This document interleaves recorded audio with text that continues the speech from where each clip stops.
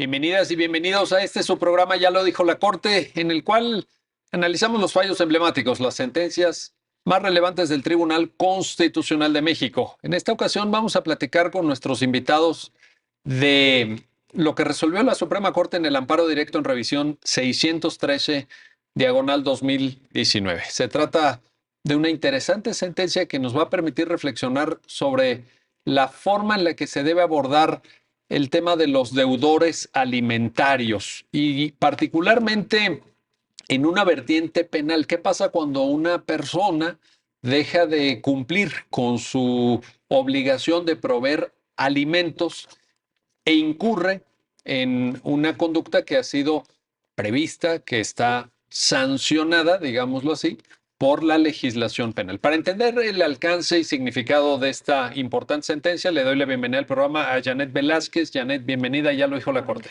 Hola, ¿cómo están? Un gusto tenerte aquí. Y también a Jesús Rojas Ibáñez. Jesús, bienvenido, a ya lo dijo la Corte. Buenos días.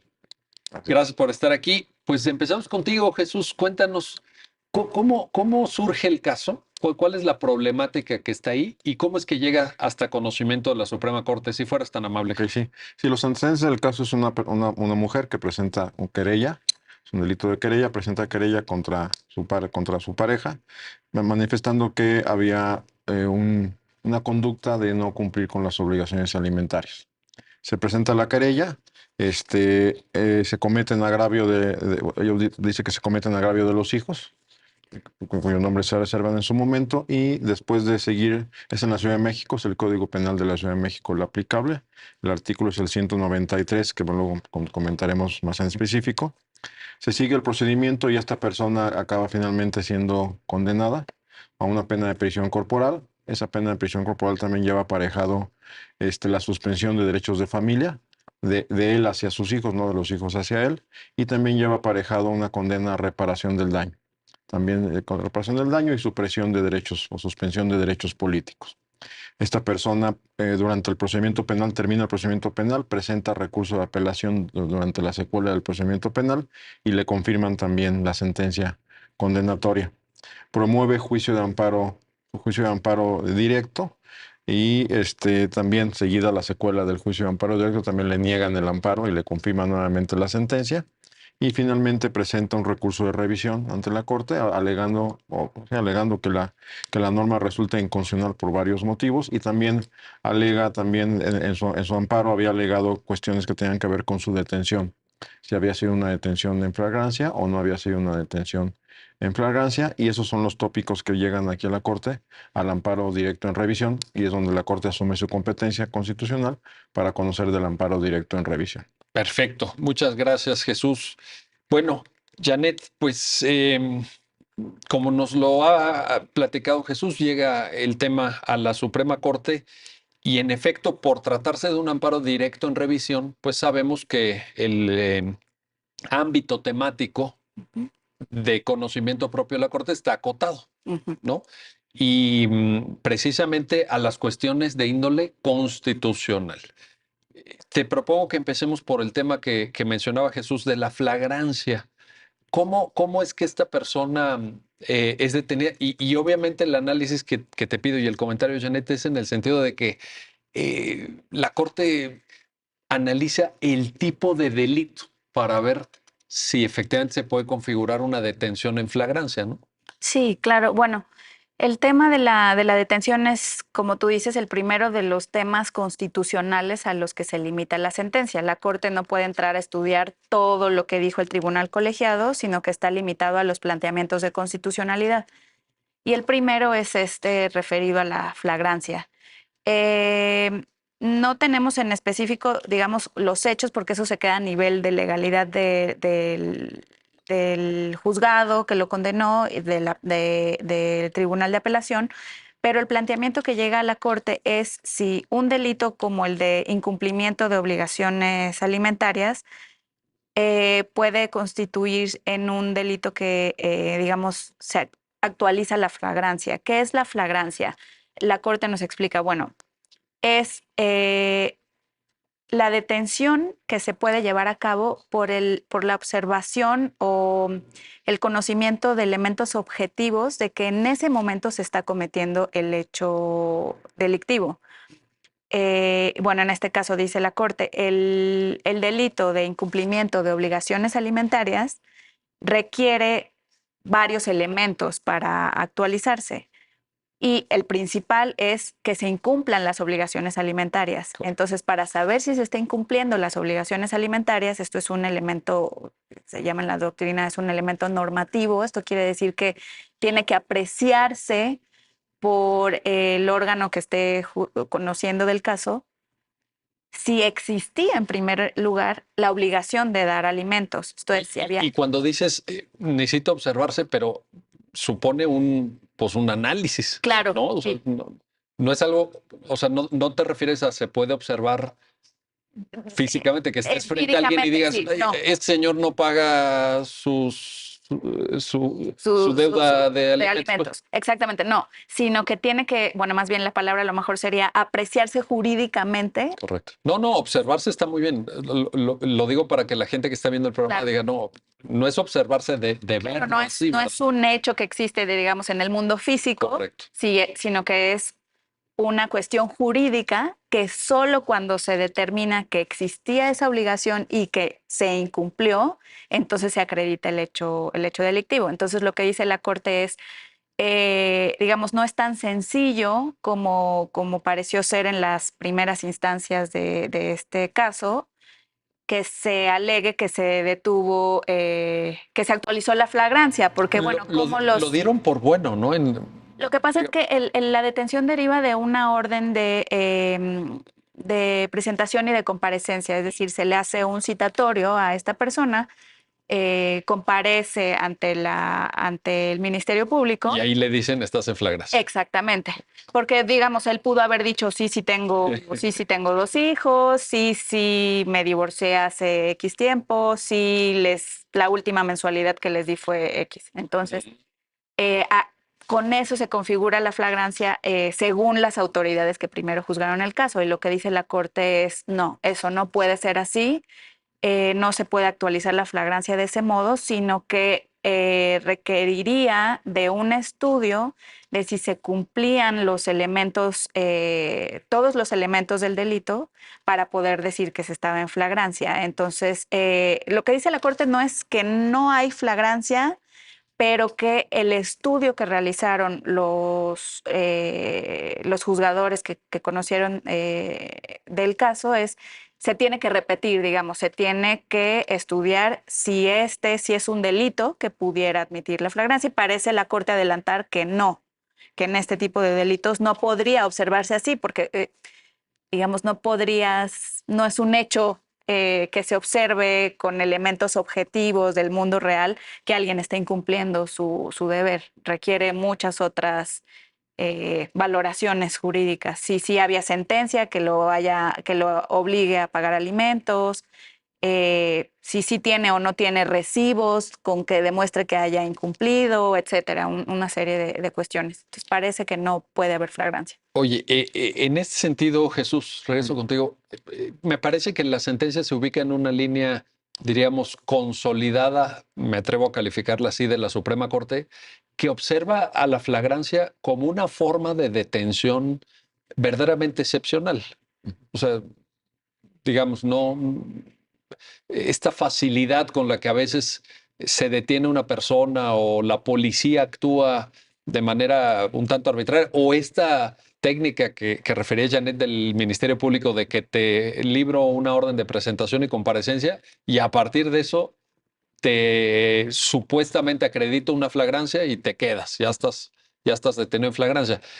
¿Coincides con esto? ¿Cómo tiene que ser la flagrancia entonces? Sí, aquí es importante recordar, aunque luego lo damos por sentado, que para poder detener a una persona, la Constitución sí establece, digamos, formas específicas de detención.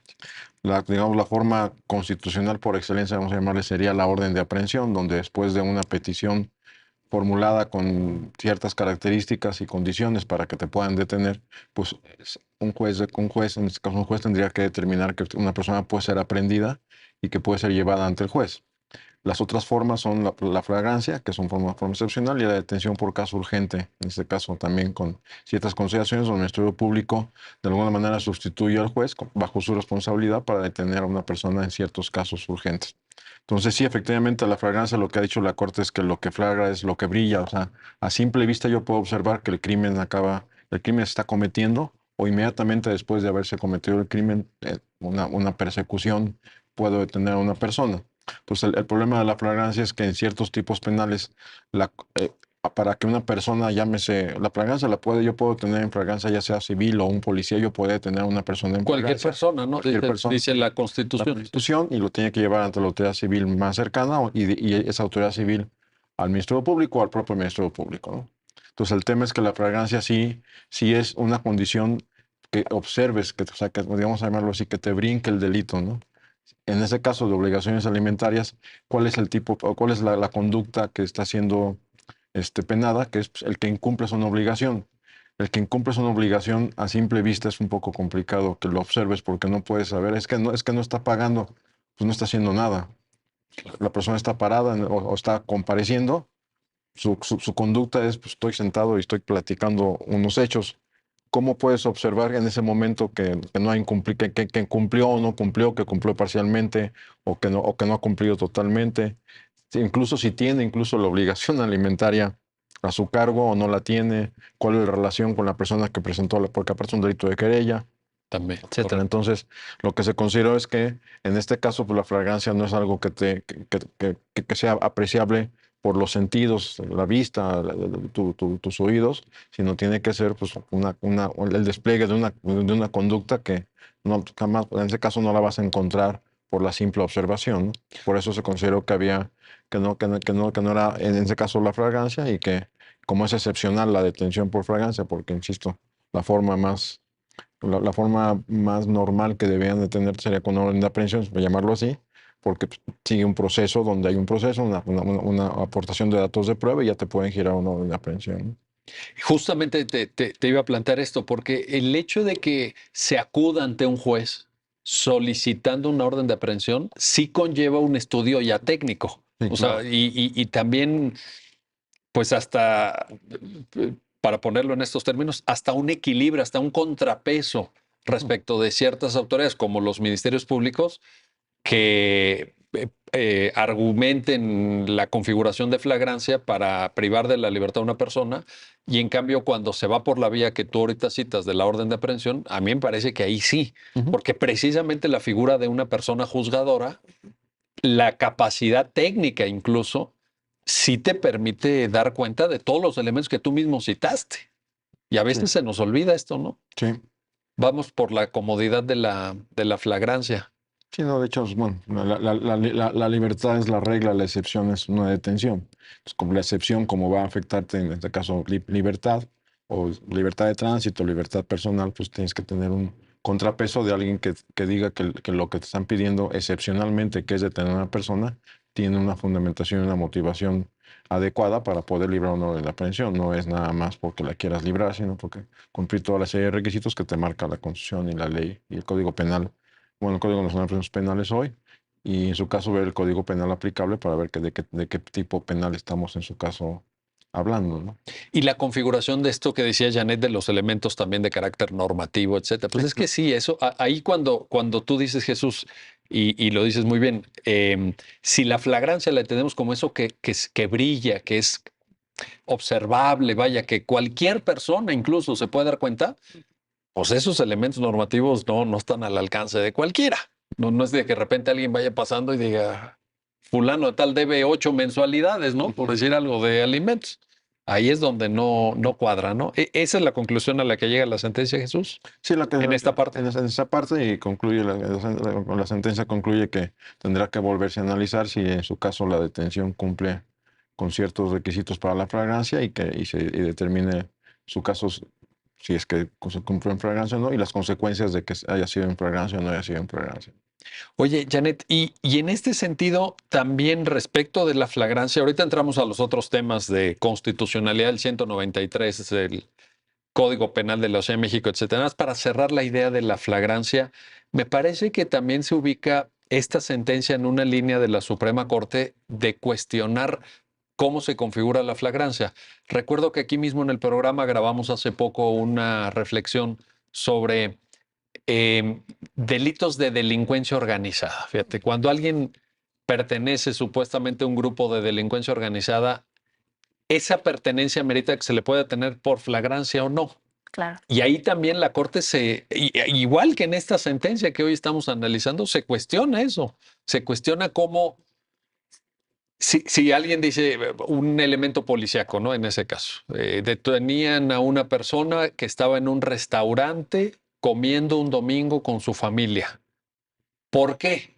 Y la tenían argumentando flagrancia. ¿Por qué? Pues porque pertenece a un grupo de delincuencia organizada. Se le está investigando. Ahí fíjate lo que decía Jesús. Hay una sentencia que diga que no, se le está investigando, etcétera. Pero va en esa línea. ¿Estás de acuerdo, Janet, en ese? Sí, claro. Yo también recuerdo ese precedente y me parece que lo que dice la Corte va muy en línea de lo que dice aquí. Y es, no porque estés ligado con alguna asociación de delincuencia organizada, se puede configurar la flagrancia en cualquier momento. O sea, no es como que la flagrancia te acompañe. Las 24 horas del día, los 7 días de la semana, ¿verdad? Exactamente, sino que tiene que ser que en ese momento se esté cometiendo una conducta relacionada con este delito que se te está acusando.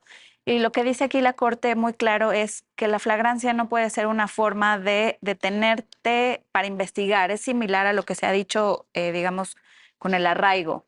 No es que yo te detenga, digamos, por cualquier, no lo quiero decir, pero a lo mejor cualquier excusa o... Una mera intuición, una sospecha. Exactamente. Y después acredite que estabas cometiendo un ilícito o que estabas relacionado con X otro ilícito de otra carpeta de investigación, sino que es en ese momento los elementos del delito sean apreciables.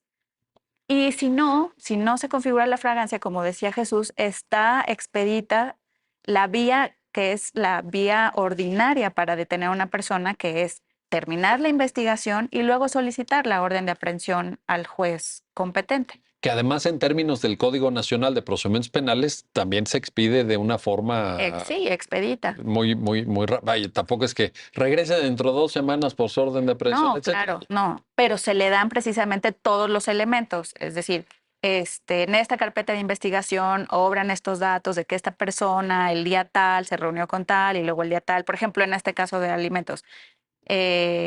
A ver, señor juez, ya tenemos la certeza de que esta persona tenía la obligación de dar alimentos, su esposa dice que le dejó de pagar en X día, ya comprobamos los registros bancarios y no hay ningún depósito, y entonces ya solicitamos que se libre la orden de Y lo que decía Jesús también, ¿no? Ya hay una sentencia que fija la obligación pagar de pagar alimentos y en estos términos, ¿no? Incluso hasta con cantidades líquidas establecidas. Exacto, sí, para que el juez pueda apreciar que sí existen los elementos del delito y entonces detener a esa persona. Ya con un análisis técnico jurídico de la persona juzgadora. Exacto. Eso es muy importante. Muy bien. Bueno, vamos a una pausa, no se vayan, regresamos enseguida para continuar con esta conversación. Estamos analizando el amparo directo en revisión 613/2019 y lo que deriva del establecimiento del tipo penal de incumplimiento de obligaciones alimentarias. Ya analizamos el tema de la detención en flagrancia, pero ahora pues vamos a entrar al fondo del análisis de este artículo 193 del Código Penal de la Ciudad de México. Regresamos enseguida. Bueno, pues ya estamos de vuelta, ya estamos de regreso en su programa, ya lo dijo la Corte, para continuar en el análisis que estamos haciendo con nuestros invitados del amparo directo en revisión 613/2019 y el tema del delito de incumplimiento de obligaciones alimentarias previsto en el artículo 193 del Código Penal de la Ciudad de México. Jesús, regreso contigo, Jesús Rojas, para plantearte esto. Hay un argumento, la Corte se hace cargo de él en la sentencia, sobre 2 posibles motivos de inconstitucionalidad del artículo 193, que son el tema de la lesividad y el tema de la proporcionalidad. Coméntanos, Jesús, si fueras tan amable. Sí, aquí se hace el análisis de los tipos penales o las conductas sancionadas penalmente para que se llegue a esa gravedad de sanción, porque la sanción amerita en muchísimas ocasiones la privación de la libertad. La Constitución establece que para imponer una sanción, toda pena deberá ser proporcional al bien jurídico protegido, al bien jurídico que se quiere tutelar. Entonces, en este caso, el análisis que emprende la Corte es analizar si esa conducta que está siendo penada tiene racionalidad o tiene relación con el bien jurídico que se está protegiendo. En este caso, ¿cuál es el bien jurídico que se quiere proteger? Pues la integridad o parte de la integridad de la familia y la protección hacia la familia. La obligación alimentaria, recordemos, no solamente es, muchas veces pensamos en proporcionar alimentos, me refiero no solamente a la parte de comida, vamos a llamarlo así, sino es una obligación compleja que involucra una serie de satisfacciones o de satisfactores, como pueden ser efectivamente comida, pero también tienen que ser ropa, protección de la salud, educación, incluso vivienda, incluso la propia convivencia, de la convivencia familiar. Toda esa obligación alimentaria es la que está siendo protegida. Se considera que en ese caso, si es una entidad tal, pues que sí merece un reproche penal. La sanción es fuerte, la sanción implica la pérdida de pena corporal, más también supresión de derechos de familia, que más adelante comentaremos, y suspensión de derechos políticos, pero sí se considera que en un análisis del bien jurídico tutelado, se consideró en este asunto que los bienes a proteger, pues sí ameritan al final un reproche penal ante el incumplimiento. ¿Por qué? Porque pone en riesgo esa estabilidad familiar, porque se deja de suministrar los alimentos que inciden en educación, salud, vivienda, etcétera, ¿no? Entonces se hizo el análisis correspondiente y se consideró que para poder restringir un derecho fundamental como es la libertad, pues hay que contrastarlo con lo que se quiere proteger, que es otro derecho fundamental o varios derechos fundamentales. Y entonces en esa ponderación sí se consideró que penalmente se puede restringir ese derecho fundamental de libertad para lograr o proteger los otros derechos que comenté, ¿no?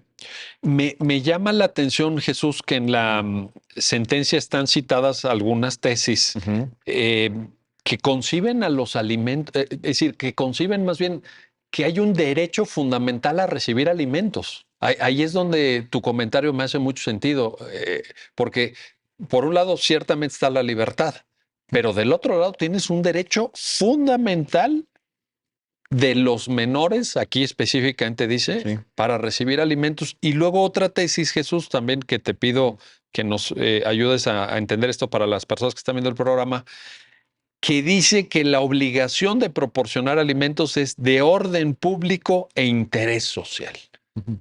Yo creo que estas tesis, Jesús, al final lo que están planteando es una gran relevancia en términos jurídicos de los alimentos. ¿Es esto así? ¿Es correcto? Sí, lo que plantea es que en este caso también involucramos interés superior al menor. Hay una convención de los derechos del niño y la propia Convención Americana de Derechos Humanos que establece que pues, tienes derecho a un estado, digamos, a un estado de protección reforzado para los menores. Los menores son personas vulnerables, evidentemente no pueden defenderse ni pueden abogar por sí solos, tienen una protección especial. Y en este caso, la protección especial pues también conlleva a considerar que los alimentos son un derecho fundamental, sobre todo para los menores, porque sin alimentos pues no pueden tener ninguna especie de desarrollo. Entonces, por eso se considera que de ahí, de la Convención de los Derechos del Niño y la Convención Americana, que forma parte de México, se considera que es una protección reforzada para los menores y que se ve materializada a través de su derecho a recibir alimentos. Correcto, muchas gracias, Jesús. Ahora, Janet, alguien podría decir, déjame te planteo esta hipótesis, que este artículo, si bien es cierto, ya ahorita el propio Jesús nos lo explicaba, se relaciona con la satisfacción de necesidades básicas, elementales de un ser humano en desarrollo, como puede ser una niña, un niño, un adolescente, vivienda, salud, desde luego alimentación, educación, necesidades de orden material y espiritual. Bueno, pero alguien te podría decir, oye, pero la idea de meter a la cárcel al deudor alimentario, pues va en contra de lo que tú quieres lograr, que es el hecho de que pague y se satisfaga ese deber de cubrir los alimentos. ¿No es un poco contradictorio el uso del derecho penal para estos fines? Sí, podría, digamos, ser, y es una de las cuestiones que a lo mejor esta sentencia no abordó tanto, porque recordemos que la Corte está un poco limitada con los planteamientos constitucionales que se hagan y con lo que ya dijo el tribunal colegiado, que finalmente es el órgano final para muchas decisiones. Y entonces aquí la Corte se enfocó en cuestiones un poco más de la proporcionalidad de la pena y un aspecto que ya veremos de reparación del daño, pero sería muy interesante si es que si vuelve a llegar algún caso como estos, analizar si digamos, el derecho fundamental a recibir alimentos se tiene que proteger a través de el derecho penal. Digamos, si presionamos, si metemos a la cárcel a la persona que está incumpliendo sus obligaciones alimentarias, si las está incumpliendo por una cuestión de, digamos, de dificultad económica, privándole de su libertad y estando en la cárcel, se le va a dificultar aún más cumplir con esta obligación. Entonces, ahí puede ser que pases como una grada y que digas, bueno, sí pudiera reprocharse penalmente a quien incumpla el delito, pero pudiera haber otras vías civiles, mecanismos alternativos de solución de conflictos que, que eviten que esta persona llegue a la cárcel e incumpla con el objetivo. O sigue incumpliendo. Claro, porque, bueno, los derechos que se limitan estando en prisión, bueno, es el de la libertad sobre todo, pero pues también se impactan muchos otros derechos. Sí, no. Entonces, pues se volvería un poco contradictorio. Te lo planteo porque efectivamente en la argumentación que la sentencia contiene, la cita de las tesis que ya mencioné, me parece que dejan plenamente acreditado el cumplimiento del requisito de lesividad.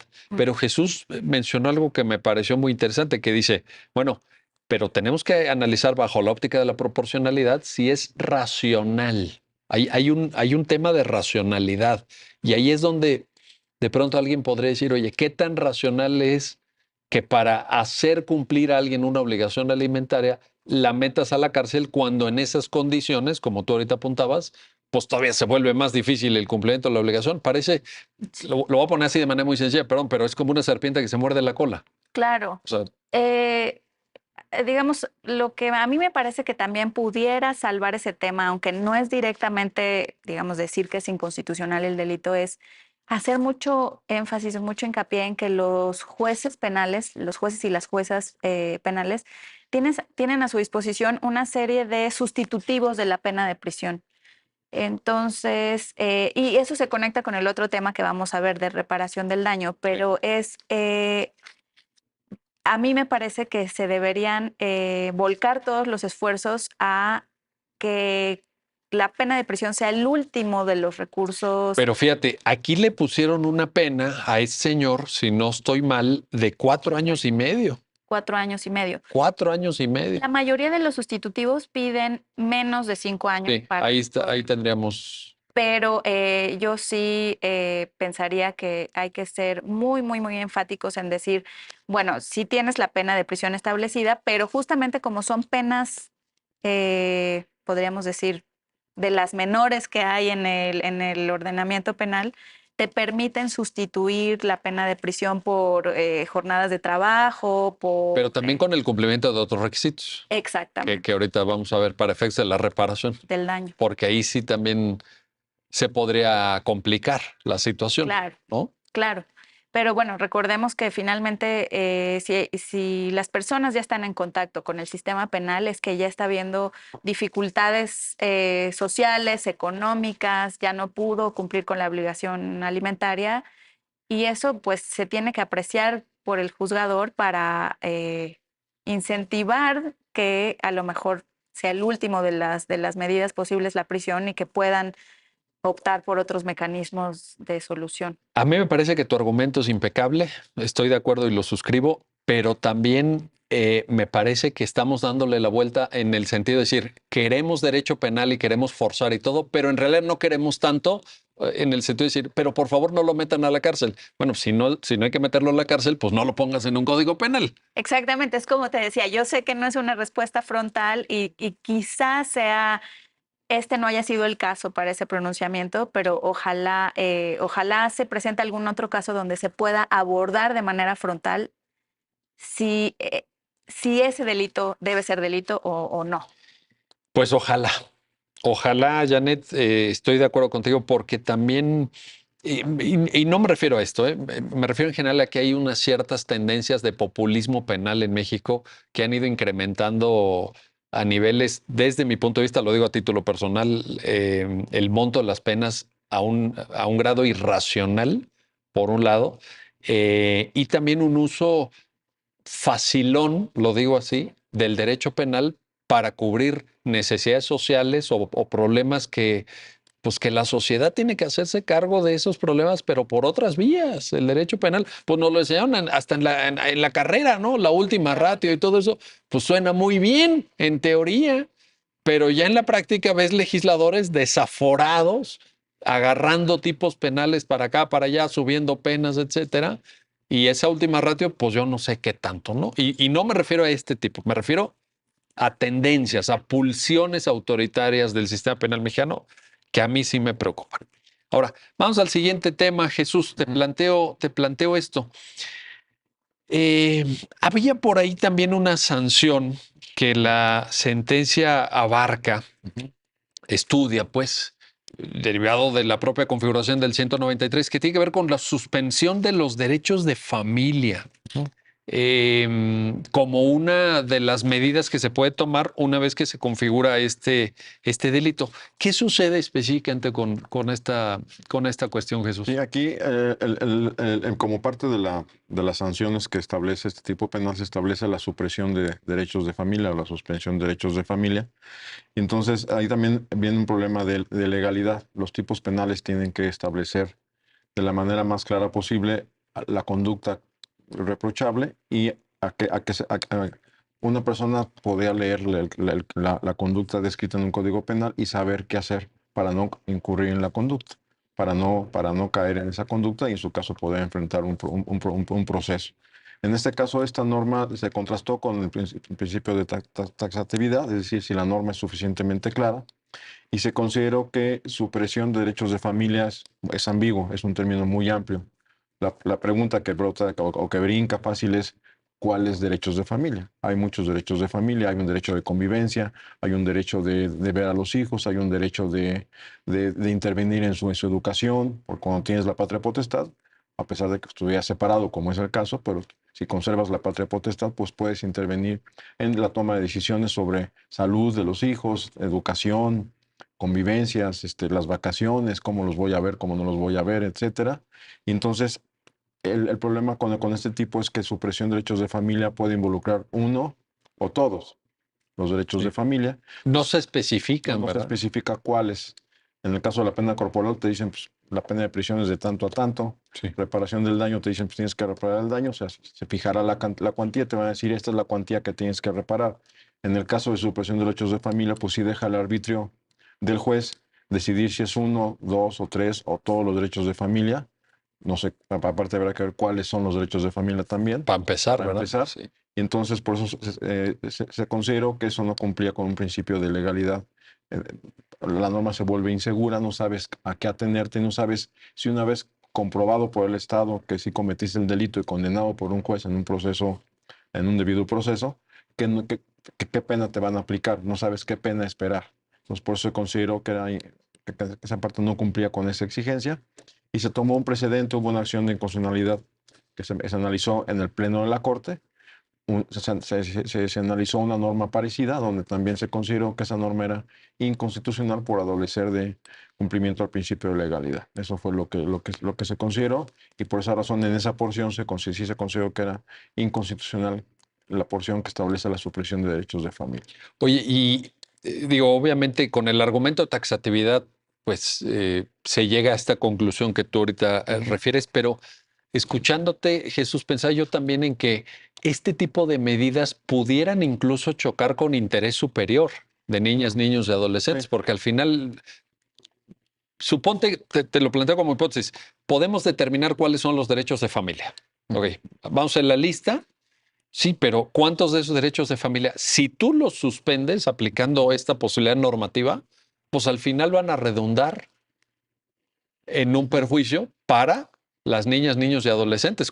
Yo creo que eso tampoco Sí, sería lo deseable. en la parte cuando están involucrados niños, niñas y adolescentes, también lo que se ha dicho es que el derecho de familia es para ellos. El ejercicio de la patria potestad no es un ejercicio, Perfecto. digamos, que proteja a la persona adulta, sino protege realmente a los menores de edad.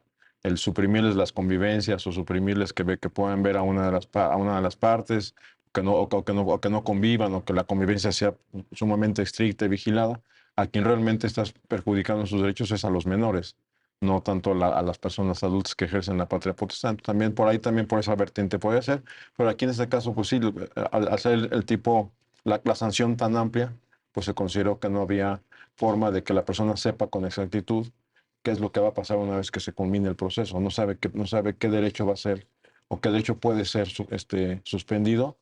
Puede ser uno, todos o ninguno, ¿no? Claro. Oye, y en este sentido, digo, aprovecho porque creo que eh, me parece que viene al caso. La taxatividad puede ser referida tanto a la descripción de la conducta típica como a la propia sanción, ¿no? O sea, el requisito de cumplir con taxatividad abarca las dos Sí, claro, sí, sí, sí, también tienes que saber qué sanción va a ser fijada. y tiene que estar. Está establecida en una ley que todo el mundo pueda leer y que al final sepas qué es lo que va a pasar una vez que cometes una conducta o no la cometes, ¿no? Oye, y esto que comentas, pues debe ser adecuadamente analizado y pensado por los legisladores, ¿no? Porque, Ah, sí. híjole, no, yo me acuerdo de un caso hace ya muchos años donde decían las sanciones de 4 a 8 años, pero no decían de prisión. ¿Se Sí. acuerdan que? Sí, ha habido casos donde muchas veces las referencias modifican la ley, la referencia se queda atrasada, etcétera. Sí, la ley tiene que ser suficientemente clara para que cualquier persona, digamos, en un entendimiento normal, pueda saber cómo actuar para no incurrir en esos problemas, ¿no? Y a eso le llamamos taxatividad. Esa actividad, ¿no? Ahí está la cuestión. Bueno, vamos a hacer una pausa. No se vayan, regresamos enseguida para continuar en esta conversación, en este análisis sobre el amparo directo en revisión 613, diagonal 2019, y la configuración normativa del delito de incumplimiento de obligaciones alimentarias. Regresamos. Ya estamos de vuelta, ya estamos de regreso para continuar en el análisis de esta sentencia, la que resuelve el amparo directo en revisión 613, diagonal 2019, con nuestros invitados. Y regreso contigo, Janet Velázquez, porque hay un análisis en la sentencia sobre la forma de reparación del daño. De hecho, desde las instancias inferiores se le impone a esta persona, habíamos dicho, una pena privativa de la libertad de 4 años y 6 meses, pero además 150 días de multa, equivalentes a 10,752 pesos en ese momento, pérdida de derechos de familia, ya Jesús nos lo comentaba, el tema taxatividad, etcétera, y luego, pues obviamente lo que debía, que es el origen mismo del problema, en fin, una cantidad también significativa, pero en la parte que te quiero plantear, Janet, pues se dice, y ahí te pido que nos ayudes a entender incluso el argumento, que se tiene que pagar en una sola exhibición, no se admite el pago a plazos. ¿Qué pasa ahí? ¿Qué sucede? Cuéntanos. Sí, bueno, esta persona cuando es sentenciada a la pena de prisión, a la multa, como tú decías, y a la reparación del daño. La reparación del daño es precisamente que que pague todo lo que había dejado de pagar y se le condena a pagarlo en una sola exhibición, pero el Código Penal tiene una opción para muchos delitos de pagar en plazos. Entonces, lo que él solicita al juez de primera instancia es que le aplique esa modalidad de pago en plazos. Y lo que le dicen el juez y lo que incluso le reitera el tribunal colegiado es que en ese caso no le pueden aplicar y así lo llaman. Es inaplicable en este tipo de delitos esta opción de pago a plazos porque se van a afectar los derechos de la víctima, le dicen. Con motivo de un análisis con perspectiva de género, así le llaman el juez y el colegiado, no podemos darte oportunidad de que pagues a plazos porque quien se va a afectar son la denunciante y las infancias que estaban involucradas en este caso. Entonces, él reclama en su demanda de amparo y luego en la revisión que esto es, digamos que resulta contrario a sus derechos porque pues no lo va a poder pagar así y que él tiene derecho a usar esa opción del pago a plazos. Y la Corte se ocupa de ese planteamiento. Jesús, Ujú. el argumento de la perspectiva de género aquí para efectos, yo confieso, digo, no sé si ustedes tendrán más referencias, pero nunca lo había visto yo aplicado a perspectiva de género para efectos de si pagas en plazo o no pagas en plazo. Yo sé que perspectiva de género es un concepto muy transversal, es un concepto que evidentemente se puede aplicar a muchos supuestos, pero yo nunca lo había visto. ¿Cómo se justifica esto, Jesús? Se justifica, bueno, en este caso se justifica perspectiva de género, es una metodología, una forma de revisar y de abordar los asuntos. En este caso, perspectiva de género, pues no, lo que se hizo fue, bueno, el colegiado analizó y dijo, a ver, viendo una perspectiva de género, porque perspectiva de género nos sirve para igualar o para igualar las desventajas sociales y culturales y económicas que realmente han presentado durante el tiempo eh, ciertas personas, especialmente mujeres, y también personas con diversidad sexual. En este caso hay una mujer involucrada, obviamente, que es la querellante, más los menores de edad. Entonces el colegiado dijo que desde una perspectiva de género, porque esta es una petición de reparación del daño. Reparación del daño no es la sanción de privación de libertad, es una sanción que se establece en la vía económica para que la víctima tenga derecho a una indemnización integral. La reparación del daño es parte de esa indemnización integral.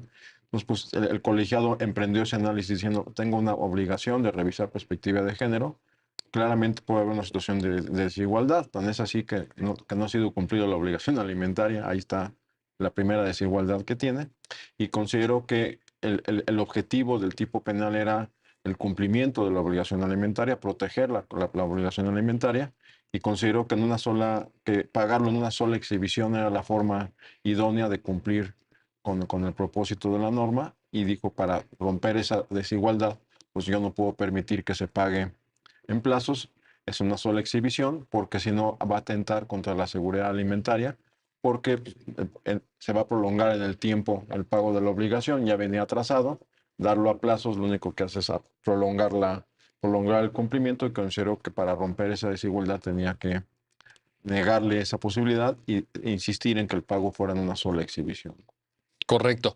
Ahora, Janet, regreso contigo. ¿Qué tanto aquí podríamos, a partir de este criterio, estarnos poniendo un poco el pie? Lo pongo así en términos coloquiales, porque imaginemos que, en efecto, la deuda va creciendo.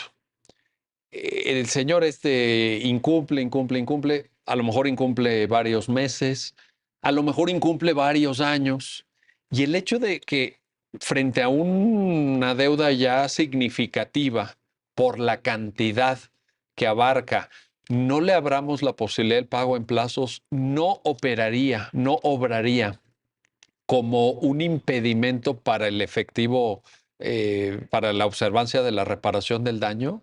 Si le estamos cerrando la puerta, en este caso eran ciento y tantos mil pesos, pero imaginemos que el cuate debe 5 años, vaya, 8 años, no pagó y debe 4 millones de pesos o 5 millones de pesos. No los tiene.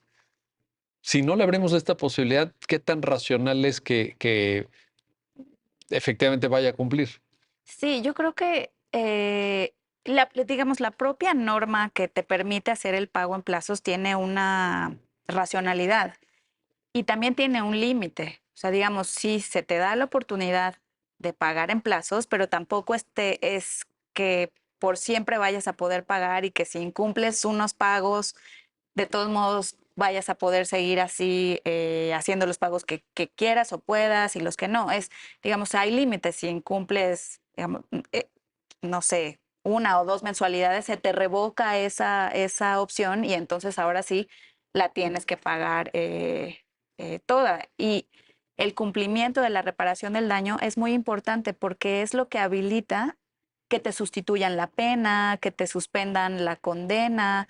eh, entonces aquí lo que dice la Corte es, lo que estuvo mal es negársela de inicio, o sea, negarle esa oportunidad así de entrada y decirle no, porque vas a afectar a la víctima.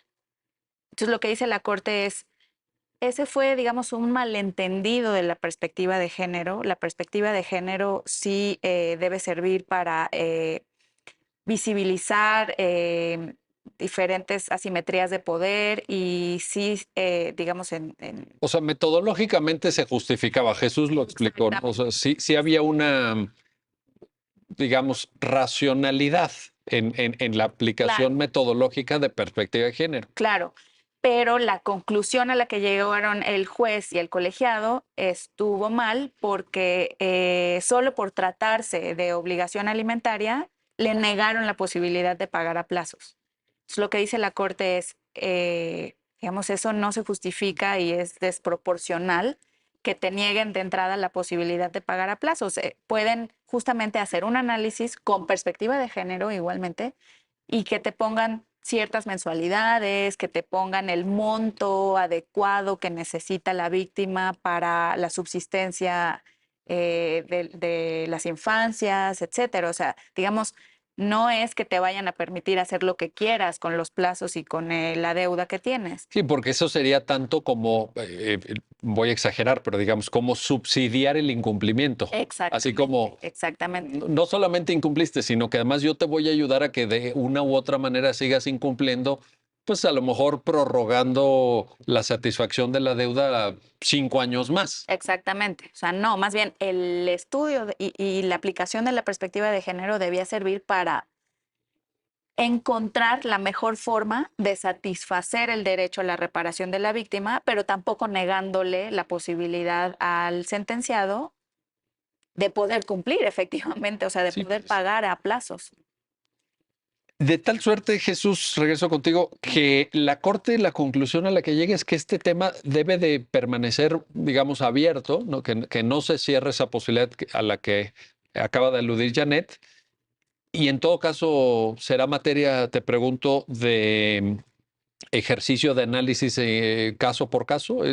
Sí, en este caso era caso por caso. Realmente lo que se dijo aquí es también un tema que comentó Janet. Aquí lo que se trata es de facilitarle a la víctima el cumplimiento y de acuerdo a la capacidad económica de quien lo debe. Ya no estamos tanto hablando de obligación alimentaria, aquí es reparación del daño. Lo que se está viendo la posibilidad de que se pague en un plazo determinado. De hecho, la norma trae un plazo máximo. También se puede otorgar garantías si el juez considera conveniente, Sí. etcétera. Lo que se trata es que se facilite a la víctima a recibir la reparación del daño. Ya no es la obligación alimentaria como tal, no estamos subsidiando ya la obligación alimentaria, lo que estamos diciendo es que repare el daño y la facilidad para que se repare el daño y la víctima finalmente sí reciba esa reparación del daño. La obligación periódica puede subsistir, o sea, aquí ya son dos cosas independientes. La obligación alimentaria, esa permanece en el tiempo, habrá en el futuro que ver si la sigue incumpliendo o no. Aquí es reparación del daño. Entonces, lo que se dijo en la Corte también es que el juez analice la posibilidad, no se dijo darle necesariamente plazos para que cumplan un plan determinado. Pero digamos, pero una conclusión sí sería el hecho de que en todos los casos se niegue la posibilidad de pagar a plazos, eso no.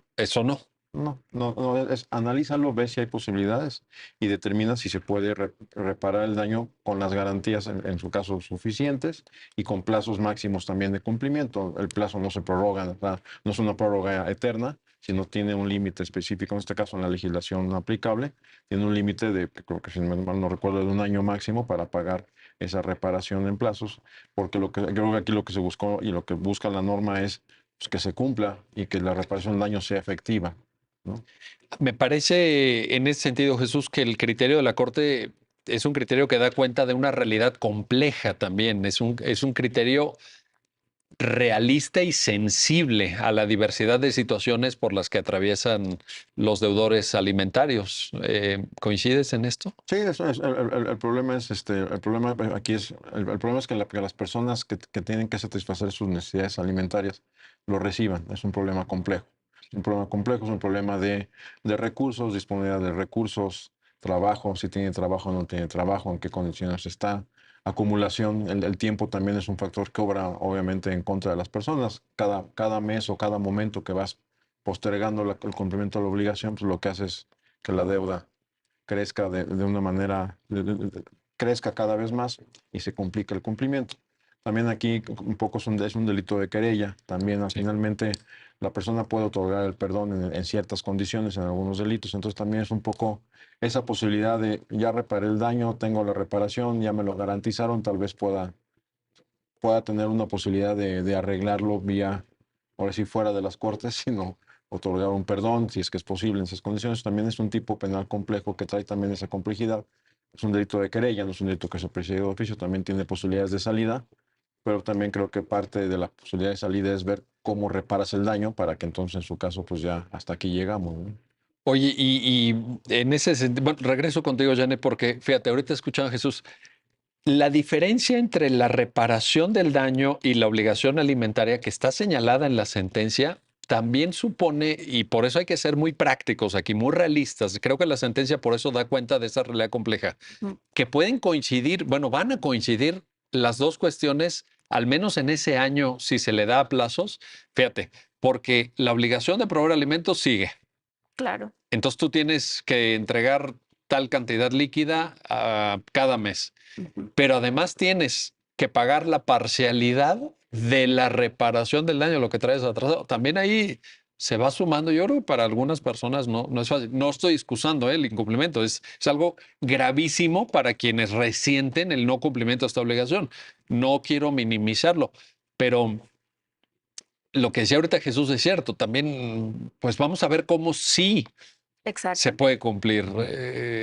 Eso al final del día, lo que cuenta, ¿no? Lo que se quiere lograr por un tribunal, por el propio legislador. ¿Coincides en esto? Sí, claro. Por eso te decía, lo que dice la Corte es que se le debe dar posibilidad a que se cumpla en plazos. No es que en todos los casos Sí, se sí, le sí. va a permitir, no es que lo va a poder cumplir en los plazos y en las condiciones que él quiera, sino es analizar caso por caso para facilitar que se cumpla la reparación del daño, porque además, como tú dices, se siguen acumulando las parcialidades que se deben y digamos que esas serían otro delito, o sea, si se incumple, Sí, es puede otro delito. otra vez Exactamente. se está en la hipótesis penal. Exactamente, porque es otra vez incumplimiento de las obligaciones alimentarias. Entonces, es muy, digamos, todo, el uso del derecho penal es muy delicado y por eso debe ser la última ratio y las personas que acuden a denunciar este delito, pues también se encuentran en una situación de desventaja y les Claro. apremia mucho recibir el pago de alimentos, pero es un balance muy delicado entre quien va a ser procesado y sentenciado por este delito y que por medio del uso penal del derecho penal se pueda lograr proteger a las víctimas del delito. Oye, y nos queda ya nada más un minuto de programa, pero no quiero despedirlo sin plantearte esto. Tampoco cabe ignorar u ocultar la realidad de que esto sucede, híjole, en un nivel que uno dice, ¿qué pasa como país, como con formas de convivencia familiar? No es que se trate de un caso aislado, de que a alguien episódicamente se le ocurrió dejar de pagar la mensualidad, sino que estamos frente a un problema verdaderamente social, epidémico, casi, casi, ¿no te parece? Sí, y yo creo que ante este tipo de rupturas del tejido social, de estos problemas tan complejos, a mí no me parecería que la opción del derecho penal es la primera. Yo diría que la justicia se tiene que encaminar a tipos de justicia restaurativa, eh, eh, mediaciones, conciliaciones, que precisamente atienden en primer lugar a la reparación del daño. Sí, O sea, no a castigar, no a usar las prisiones, sino a ver cómo se puede hacer para incentivar el pago y el cumplimiento de las obligaciones sin tener que recurrir a instancias penales.